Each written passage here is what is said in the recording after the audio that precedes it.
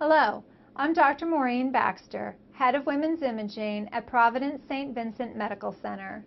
I would like to talk about the importance of breast density in mammography. Oregon law requires all imaging centers to notify patients if they have dense breast tissue on their mammogram. What is dense breast tissue and what are the associated risks? Breast density is the ratio of fat to fibroglandular tissue in the breast, with the fibroglandular tissue including elements such as milk ducts, lobules, and connective tissue. Density is not something you can feel. It can only be seen on a mammogram.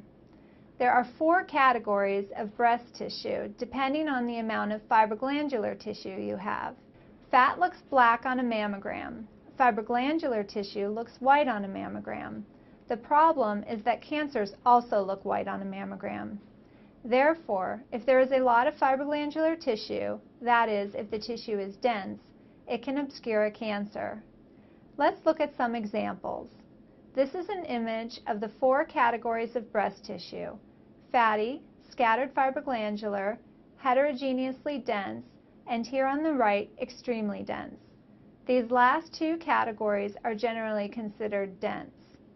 Approximately half the female population has dense breast tissue. This is an example of a cancer in the left breast. In this fatty breast, the cancer is well visualized. This is a patient with dense breast tissue who presented with a lump. Her cancer is right in the middle of her breast, but even in retrospect cannot be seen on mammography. Here is her MRI showing her 2.5 centimeter cancer in her right breast.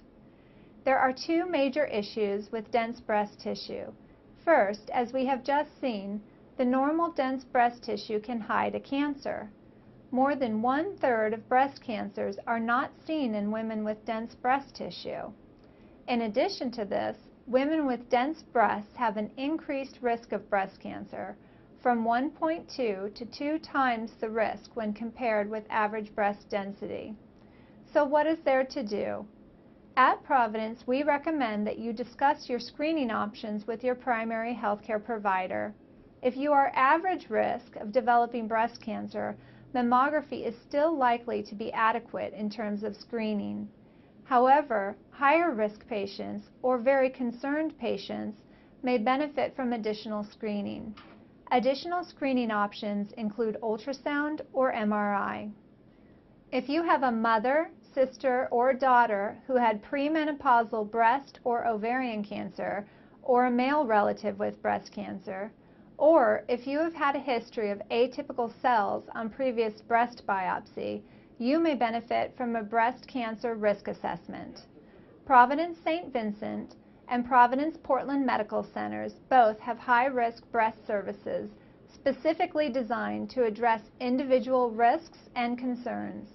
These services are designed to evaluate individualized risk factors, counsel on lifestyle changes or medications to decrease risk, arrange for additional screening, and treat symptomatic patients. The breast centers at Providence Portland and Providence St. Vincent Medical Centers have both achieved Breast Imaging Center of Excellence status from the American College of Radiology. Radiologists specializing in breast imaging and nurse navigators at both facilities are available to answer any breast imaging questions you or your healthcare provider may have. Thank you.